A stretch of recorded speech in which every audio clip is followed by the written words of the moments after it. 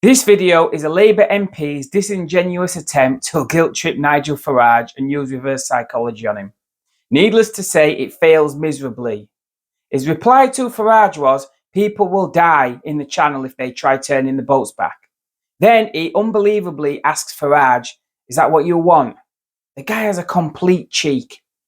This is what another Labour MP said a few days ago when Lee Anderson mentioned we need a deterrent to stop the boats. I think the UK is, for me, the best country in the world. I don't think we should try and make our country a less good place so that fewer people want to come here. That's not the route to go down.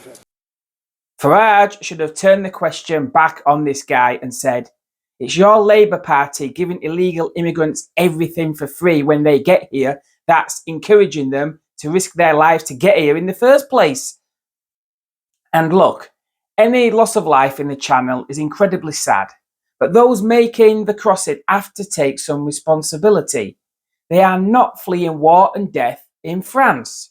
You could argue their situation is not that different to our homeless on the streets. We can't take full responsibility for everyone who gets on a boat in the channel. And it's looking like turning the boats back will be the only option if no deterrent works. We know once they arrive, they all get to stay. Stopping them arriving on our shores in the first place is looking like it's going to be the best option if all else fails. So really what this comes down to are two things. Number one is political will. Successive Australian Prime Ministers attempted to deal with the problem. They all failed. They tried offshore processing, etc., until in the end, Tony Abbott just towed the boats back to Indonesia. There was international outrage from the UN, the EU, and indeed from the Foreign Office, of course.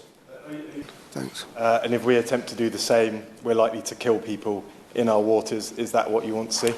Just a few weeks ago, for the first time, Border Force did an emergency pickup on the other side of the line, and rather than bringing the people back to this country, as previously, you know, Dover Lifeboat had done, Dungeon Lifeboat had done, they actually took them into Calais, all right? So that is the way that we do it. Yes, you're right, these are far flimsier vessels, but the principle that you take people back to from whence they came is the point that I'm trying to make.